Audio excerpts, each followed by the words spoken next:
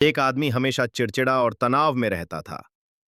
वो इस बात से परेशान रहता था कि घर का सारा खर्च उसी को उठाना पड़ता है और पूरे परिवार की जिम्मेदारी भी उसी के कंधों पर है। ऊपर से रिश्तेदार भी अक्सर उसके घर आते रहते थे। इन सब बातों को सोचते सोचते वो अक्सर दुखी हो जाता था और अपने बच्चों को डांटता रहता था और अपनी पत्नी से भी किसी न किसी बात पर झगड़ता रहता था।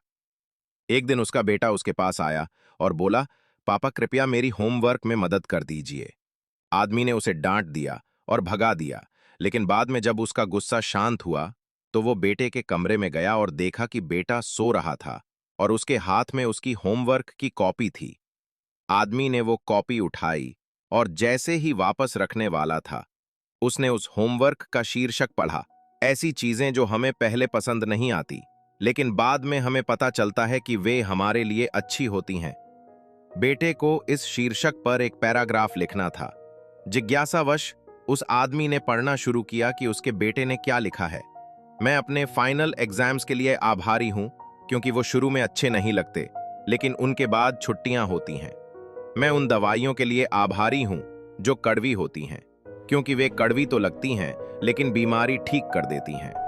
मैं अलार्म घड़ी के लिए भी आभारी हूं जो मुझे चिढ़ाती है, लेकिन हर सुबह मुझे जगा देती है और याद दिलाती है कि मैं जिंदा हूं।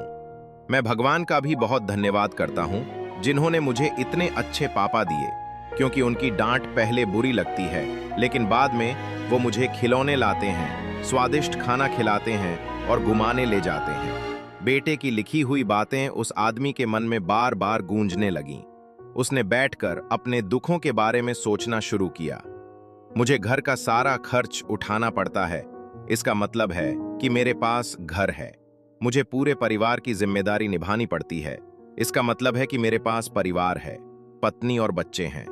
मेरे दोस्त और रिश्तेदार आते रहते हैं, इसका मतलब है कि मेरा सामाजिक जीवन है और लोग मेरे सुख दुख में साथ देते हैं।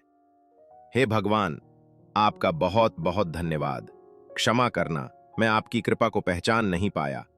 ये सोचते ही उसके सारे दुख, सारी चिंताएं गायब हो गईं। उसकी सोच बदल चुकी थी। वो दौड़कर अपने बेटे के कमरे में गया, उसके माथे को चूमा